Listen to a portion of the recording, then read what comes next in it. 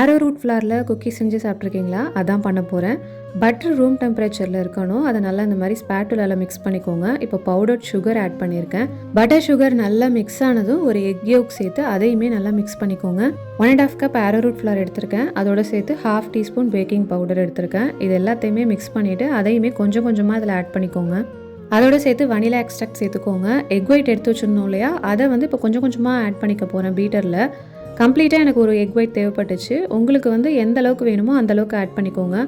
ஒரு க்ரம்பிளியான டெக்ஸ்சர் வந்ததும் egg White Hat பண்ணுறதை ஸ்டாப் பண்ணிவிடுங்க. இந்த மாதிரி ஒரு சாஃப்டான டோ வரணும்.